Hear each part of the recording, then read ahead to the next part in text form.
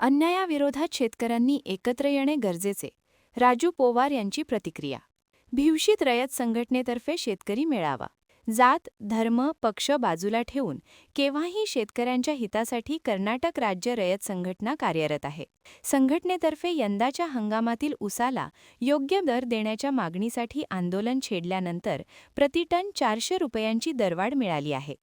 यापुढील काळातही ऊस, सोयाबीन व इतर पिकांना योग्य दर मिळण्यासह शेतकऱ्यांच्या हितासाठी रस्त्यावरची लढाई लढावी लागेल. त्यासाठी शेतकऱ्यांनी जागृत होण्याचे आवाहन कर्नाटक राज्य रयत संघटनेचे कार्याध्यक्ष लाजू पोवार यांनी केले. भिवशी येथे आयोजित शेतकरी मेळाव्यात ते बोलत होते. अध्यक्षस्थानी बाळासाहेब पाटील होते. पोवार म्हणाले, सर्वच साखर कारखाने राजकारणी मंडळींचे आहेत. कारखाने चालवणे कठीण असल्याचे सांगत असले तरी एकापेक्षा अधिक कारखाने त्यांनी सुरू केले आहेत. काटामारी, ऊसापासून मिळणारे उपपदार्थ आणि भ्रष्टाचारामुळे कारखानदार मालामाल होत असून शेतकरी मात्र कंगाल होत चालला आहे. त्यामुळे अन्यायाविरुद्ध आवाज उठवण्यासाठी शेतकऱ्यांनी संघटित होणे गरजेचे आहे. शिवाय त्यांना जाब विचारला पाहिजे. त्यासाठी राजकारणी मंडळी पुढे येत नाही.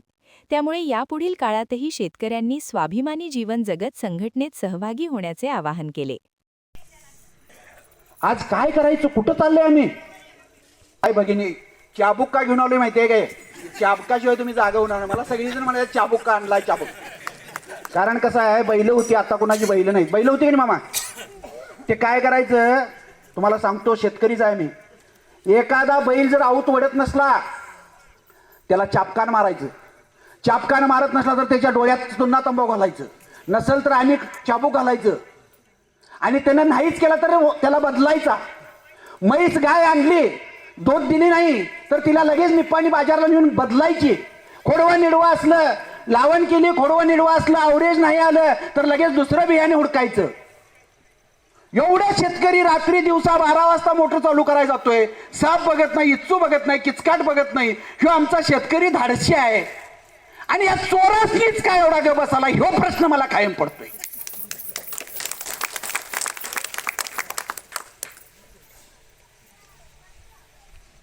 शेतकरी धाडसा आहे की नाही आमचा? अरे ह्या भावाच्या शेतात तोड आली की दुसऱ्या भावाने रात्री 12ला पाणी सोडलेलं आहेच. आमच्याकडे तक्रार अशोकांना, परवा आम्हाला अशोकांना तक्रार केली की आमचं टोळी आणि मजूर काय ते मुकादम पैसे मागाल्यात.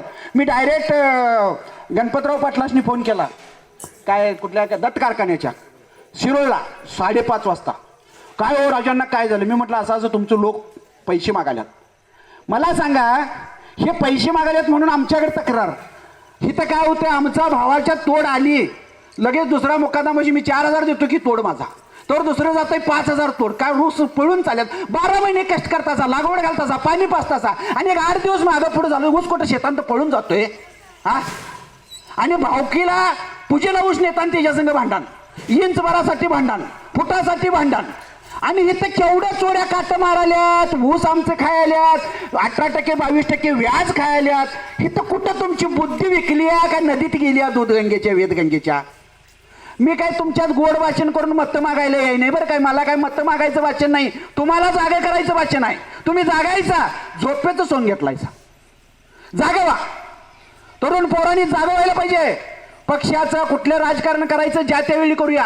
आज मला सांगा, तुमच्या आमची पोरं जर कुठल्याही शाळेत शिकायची झाली तर कुठल्या शाळेत शिकतात? गावातल्या. आणि आता मोठी मोठी कॉलेज काढल्यात, LKG आणि UKG. पहिला काय होतो आमचं? बालवाडी, पहिली थोर पहिली. ह्याला आता LKG काय ते नर्सरी फी 80,000 लाख रुपये. नाही म्हटलं की टाक संस्थेत 18% 22%. अहो, आज माझ्या माय भगिनी माझ्या समोर बसल्यात. सरकारी दवाखान्यामध्ये आज मी सांगतो वस्तुस्थिती, मी का बोलालोय समजून घ्या.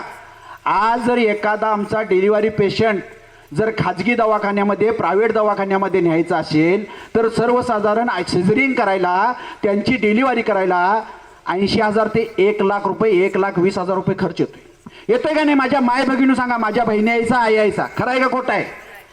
मग हे पैसे कुठनं काढायचं आम्ही? एक तर सावकारकडं घ्यायचं, सोसायटीतनं घ्यायचं, बँकेतनं घ्यायचं, नसेल तर सोनं ठेवायचं. कारण मुलगी दवाखान्यात असत्या. जावाई सांगतोय मी काय खर्च बघत नाही, बरोबर आहे का नाही? मग मला सांगा 1,20,000 रुपये त्या बाईला खर्च करायला आमची परिस्थिती आहे काय? त्यासाठी आमचं म्हणणं असं आहे की सरकारी दवाखाना सरकारी शाळा टिकल्या पाहिजेत. ह्या काय कॉलेजच्या बिल्डिंगा जे बांधा लागल्यात हिची फी तुम्हाला आम्हाला परवडणाऱ्यासारखी नाही. म्हणून आमची मागणी आहे सरकारी दवाखाना टिकलं पाहिजेत, सरकारी शाळा टिकल्या पाहिजेत. व्यासपीठावरील मान्यवरांच्या हस्ते दीप प्रज्वलन करून मेळाव्याचे उद्घाटन झाले. यावेळी बेनाडीतील बसवेश्वर क्रेडिट पतसंस्थेतर्फे संघटनेच्या कार्याला 10,000 रुपये आणि विठ्ठल गुरव यांच्याकडून 2,000 रुपये राजू पोवार यांच्याकडे सुपूर्द करण्यात आले. यावेळी बाळकृष्ण चेंडके, मंडळ पोलीस निरीक्षक BS तळवार, नितीन कानडे, अशोक क्षीरसागर, बबन जामदार, विजय गुरव यांनी मनोगत व्यक्त केले. ಅಧ್ಯಕ್ಷರಾದ ರಾಜು ಪವಾರ್ ಅವರೇ ಹಾಗೂ ಮತ್ತು ನಮ್ಮ ಭಾಳ ಜನ ಅದಿರಿ ನಮ್ಮ ರೈತ ಮುಖಂಡರುಗಳು ಎಲ್ಲರ ಹೆಸರು ತಗೊಳ್ಳಂಗಿಲ್ಲ. ಮುಂದೆ ಎಲ್ಲ ನಮ್ಮ ರೈತ ಮುಖಂಡರು, ರೈತ ಬಾಂಧವರು, ರೈತ ಮಹಿಳೆಯರು ಎಲ್ಲರೂ ಒಂದು ರೈತ ಶಕ್ತಿ ಏನೆಂಬುದನ್ನು ರಾಜೀವ್ ಪವಾರ್ ಅವ್ರದ್ದು ನೇತೃತ್ವ ಮತ್ತು ಚುನಾಪ ಪೂಜಾರಿ ನೇತೃತ್ವದಲ್ಲಿ ಒಂದು ಟೀಮಲ್ಲಿ ಅವ್ರು ಏನೆಂಬುದು ತಮ್ಮ ಶಕ್ತಿ ಏನು, ತಮ್ಮ ಸಾಮರ್ಥ್ಯ ಏನೆಂಬುದನ್ನು ತೋರಿಸಿಕೊಟ್ಟಿದ್ದಾರೆ. ಸೊ ಯಾವುದು ಎಷ್ಟು ಡಿಸಿಪ್ಲಿನ್ ಆಗಿ ಎಷ್ಟು ಶಿಸ್ತುಬದ್ಧವಾಗಿ ಎಷ್ಟು ದಿನ ಅಲ್ಲಿ ಗುರ್ಲಾಪುರ ಕ್ರಾಸಲ್ಲಿ ಹೋರಾಟ ನಡೆದ್ರು ಸೊ ಭಾಳ ವ್ಯವಸ್ಥಿತವಾಗಿ ಅವರು ಯಾವುದೇ ರೀತಿ ಅಹಿತಕರ ಘಟನೆಗಳಿಗೆ ಅವಕಾಶ ಮಾಡಿಕೊಡದಂತೆ ತಮ್ಮ ಒಂದು ಶಿಸ್ತುಬದ್ಧ ಮತ್ತು ಸಮಯ ಪ್ರಜ್ಞೆ ಹಾಗೂ ಮೇಲಾಧಿಕಾರಿಗಳ ಜೊತೆ ಒಂದು ಒಳ್ಳೆಯ ಸಂಬಂಧಗಳು ಎಲ್ಲರ ಜೊತೆ ಒಂದು ಒಡನಾಟದಿಂದ ಒಂದು ಒಳ್ಳೆಯ ಹೆಸರು ತಂದು ಕೊಟ್ಟರು ಮತ್ತು ಒಳ್ಳೆಯ ರಿಸಲ್ಟನ್ನು ಪಡೆದರು. ಅಂಥ ಒಂದು ಶಿಸ್ತಿಗೆ ಮತ್ತೊಂದು ಹೆಸರು ಅಂದರೆ ಅದು ರೈತ ಸಂಘ ಅಂತ ಹೇಳಬೇಕು. ಅಂದೊಂದು ಭಾಳ ಅಚ್ಚುಕಟ್ಟಾದ ವ್ಯವಸ್ಥೆ ಮಾಡಿರಿ. ಯಾಕಂದ್ರೆ ಅಲ್ಲಿ ಅಷ್ಟು ನಾವು ಹೋಗಿದ್ವಲ್ಲ ಆ ಒಂದು ನೋಡಬೇಕು ನಾವು ಆ ಒಂದು ಇದರಲ್ಲಿ ಎಲ್ಲಿ ಒಬ್ಬರು ಕಾಲು ಇಡೋಕ್ಕೆ ಜಾಗ ಇರಲಿಲ್ಲ. ಅಂಥ ಒಂದು ನೂಕಲ್ಲಿದ್ರೂ ಯಾವುದೋ ಒಂದು ಸಣ್ಣ घटनेनं नಮಗೆ ಎಂತೋ ಆಗಲಿಲ್ಲ. येथील नूतन शाखेच्या पदाधिकाऱ्यांचा संघटनेतर्फे सत्कार झाला. रयत संपर्क केंद्रातील अधिकारी विनोद जबडे यांनी शेतकऱ्यांसाठीच्या स्वयंरोजगार योजना, विविध प्रकारचे अनुदान, सबसिडी याबाबतची सविस्तर माहिती शेतकऱ्यांना दिली. मेळाव्यास सुभाष चौगुले, कलगोंडा कोटगे, संजय पोवार, MY गोकार, महादेव पाटील, आनंदा गायकवाड, शिवाजी वाडेकर, शुभम मगदूम, सागर पाटील, सिद्धू मिर्जे, सुनील पाटील, मधुकर पाटील, बाळासाहेब ऐवाळे, दादासाहेब चौगुले, अमित चौगुले, संजय जोमा, बाबासाहेब पाटील, सागर हवले, राजू उपाध्ये, अभय भनशेट्टी, रावसाहेब अतिवाटे, सचिन भिवशे, शुभम महाळुंगे, दादू चौगुले, रोहित पाटील, महादेव लोहार, निवास पाटील, सतीश येडुरे, जगदीश लोहार, प्रीतम कांबळे, मयूर पोवार, एकनाथ सादळकर, सविता पाटील, वैशाली कांबळे, स्वागता पाटील, मंगल चौगुले, ताराबाई पाटील, वैशाली म्हाळुंगे यांच्यासह निपाणी तालुक्यातील विविध शाखांचे पदाधिकारी, कार्यकर्ते व शेतकरी उपस्थित होते. आनंदा गायकवाड यांनी सूत्रसंचालन केले.